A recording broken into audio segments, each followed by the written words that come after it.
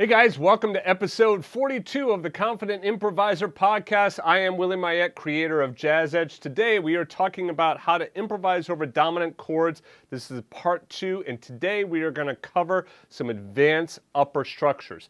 Be sure to keep listening to the end of the podcast so you understand about the sheet music and why there is no sheet music today. All right, so I want to remind everybody that you can go now to my YouTube channel. You can find these podcast videos on my YouTube channel. Just search for the word JAZZEDGE or go to youtube.com/JAZZEDGE. And then also remember, you can get your daily dose of jazz piano at jazzpianodaily.com. I'm giving free daily jazz piano lessons, so be sure to check that out. All right, so let me put on my iReal Pro track here, and we had this from last week's episode, and let me just kind of demonstrate what we're going to be talking about today.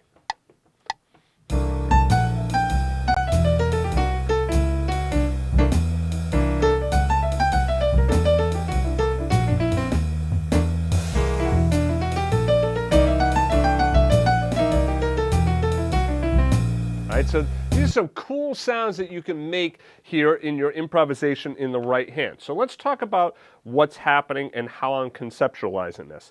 First of all, upper structure triads are 3-note chords, triads, that you play above or on top of your basic dominant seventh or whatever basic chord you're playing. So major seventh, minor seventh. So in other words, what I'm saying is your upper structure triads can be used on major chords, minor chords, and dominant chords. They are most definitely more ubiquitous on dominant chords than on majors and on minors, right? So on majors and minors, you don't find as many upper structure triads, whereas on dominant chords, you have a whole bunch of upper structure triads that you can utilize. The one that I'm doing right now is the one built on a ninth or built on a second. So right here I have a basic C7 chord in the left hand, root 3, 7 in the left hand, so C, E, B flat in the left hand, and in the right I have a D major triad, right? So just D, F sharp, and A. And I can play that in root position, or a lot of times I'll be doing those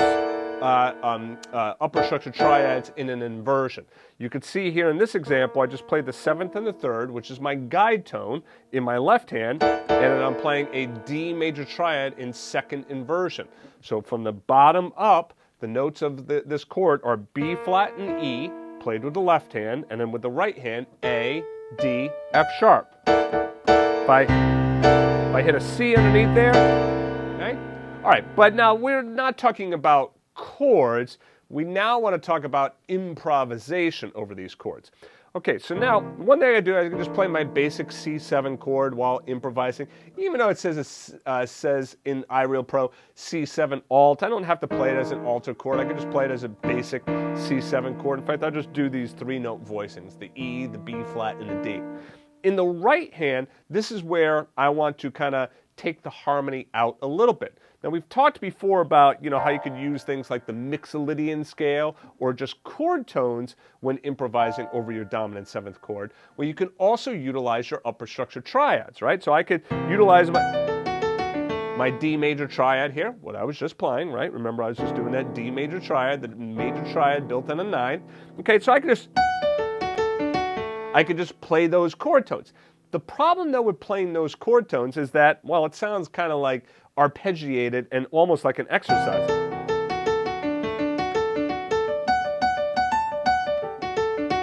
Right? And it doesn't give you that nice scalar kind of sound that you get with. Okay? So now let's talk about what I'm doing there. All right? Now, before I do that, let me just play the triadic, arpeggiated kind of thing, just so you can kind of hear what it sounds like along with the iReal Pro.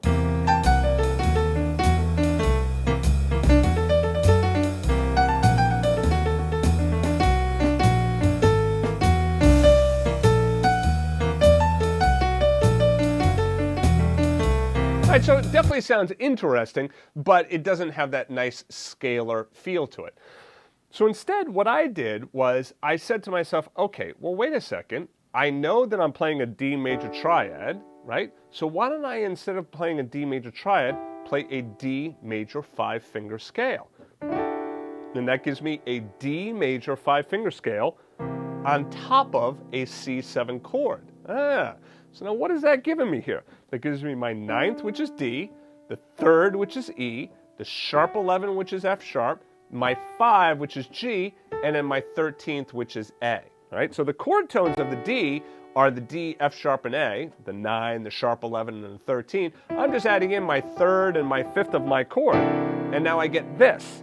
Now I could stay just with this, but I went one step further and I added in that B flat as well. Now, for any of you that kind of know scales, you kind of probably already know that this is what we would call a Lydian flat 7 scale. So the notes of a C Lydian flat 7 scale are C, D, E, F sharp, G, A, B flat, C. There's your Lydian flat 7 scale.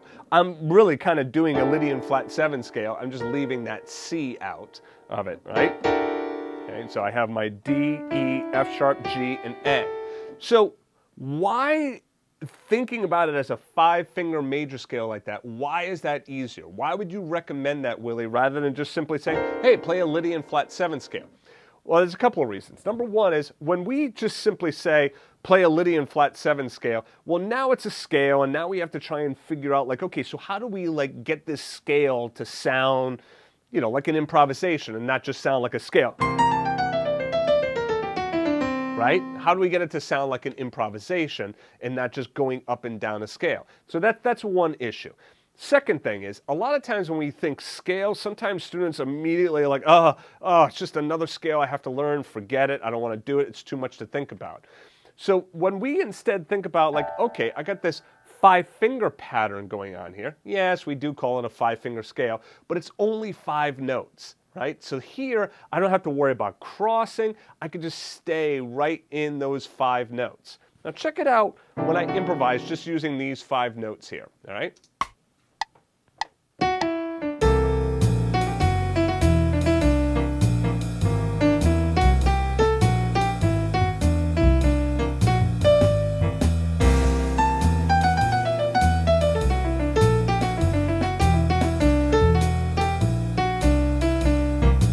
Right? Get a really neat sound there. And what's neat is that if I kind of think, all right, let me improvise C Mixolydian for a while, and then I'll move to that D 5-finger scale. Listen to what that sounds like. Here's Mixolydian.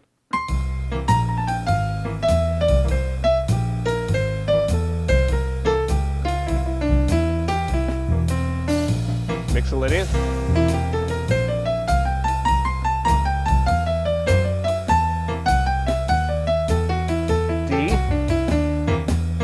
Did you hear how I moved to that D?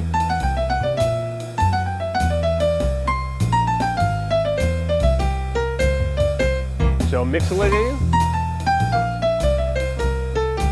D major,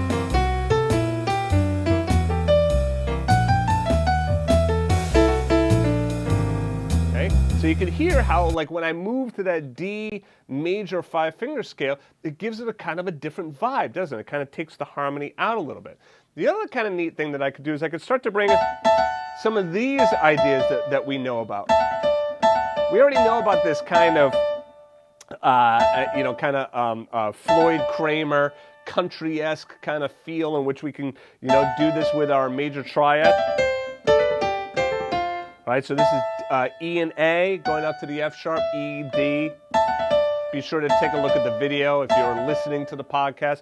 Go back to the YouTube channel and take a look at the video for this. It'll be a lot easier to see. All right, but now if I do that along with this, take a listen to this. Mixolydian.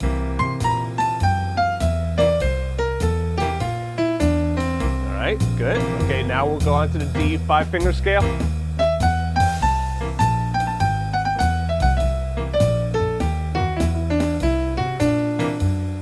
Kind of that Floyd Kramer sound.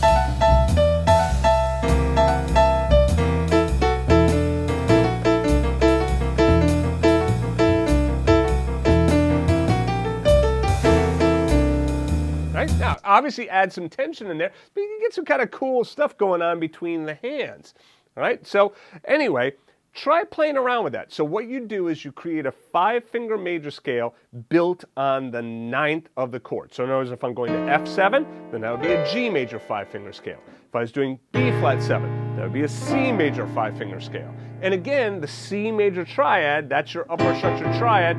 I'm just filling in with the 3rd and the 5th there. And if I wanted to, I can also add in that flat 7, right? So if I go back to C, see how I can add in that B flat?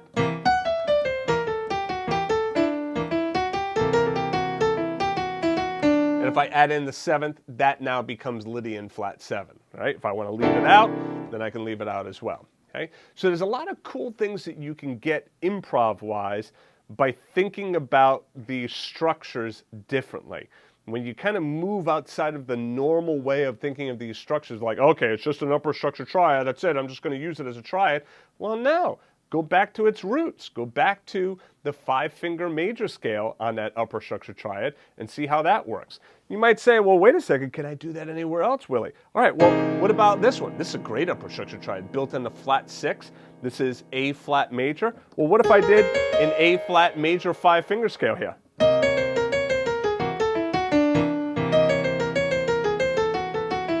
So you see, I just moved from my A flat 5-finger scale into my D 5-finger scale. I can get a lot of cool stuff going on there.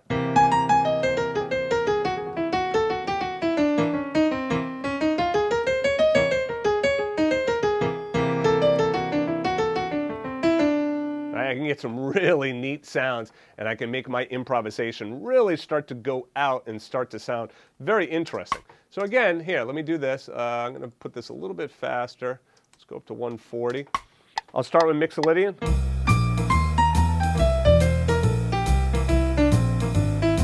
Go up to my D.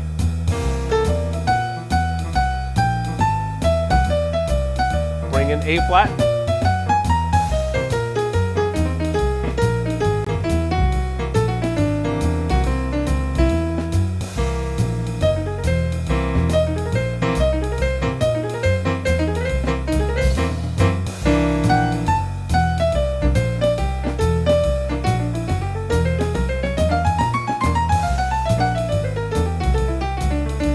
Right? So, I mean, you can hear those sounds are pretty darn cool, right? And all I was doing there was moving between the A flat 5-finger major scale to the D major 5-finger scale, right? So, using these techniques, like I said, you could come up with some really, really neat stuff. Okay, so now the question is, hey, Willie, where's the sheet music? All right, I'm going to be completely frank and honest with you, okay? The listenership for the podcast has gone down since I'm now doing my jazz piano daily lessons. My jazz piano daily lessons, these are daily lessons on YouTube. This is where you can get daily jazz piano lessons, right? No cost. Go ahead right to my YouTube channel or go to jazzpianodaily.com. You can sign up right there and you get a bunch of lessons absolutely free of charge, nothing that you have to pay for. So I've had a lot of students who are now moving over to that Jazz Piano Daily and listening to those lessons, which means they don't listen to the podcast as much. So that means that now there is a decision to be made. If I see that this listenership for the podcast keeps going down, well, then I'll keep the podcast episodes up there, but I'm just not going to be adding any new episodes. I'll put everything on my Jazz Piano Daily. So if you want to see more of the music in the podcast and you want to see this podcast stay alive, please do me a favor. It's a very simple way of doing this. Let your friends know. Be sure that you're listening to the podcast, right? Listen to it, subscribe to it, tell a friend about the podcast. The more people that know about the podcast and listen to it, then the more then I'll say, hey, look, yeah, people are listening and they're paying attention there, so let me put up some new episodes, right? Of course, I'm one person. I only have so much time, so I have to weigh my time. And if one channel is not doing as well as the other one, well, then I'm going to have to say that channel is going to have to go and get sunset. I don't want to do that to the podcast. I love doing these podcast episodes. So if you love them too, please do me a favor. Listen to the podcast, subscribe to it. Be sure to tell a friend about it. And then also go to my YouTube channel on these podcasts and then write in the comments, Willie, don't cancel the podcast. I listen to this. When I hear from you, then I know that there's somebody on the other end that's listening to this stuff. When I don't hear from students, then I just simply look at numbers. And when I see numbers on something going down, well, then it tells me that there just isn't as much interest in that, all right? So if you want to put a name and a face to that number, please go back to the YouTube channel and be sure to leave a comment on the podcast episode. All right, so that's it for me. I will see you guys later. Thank you very much for joining me in today's podcast episode. I'll see you next week.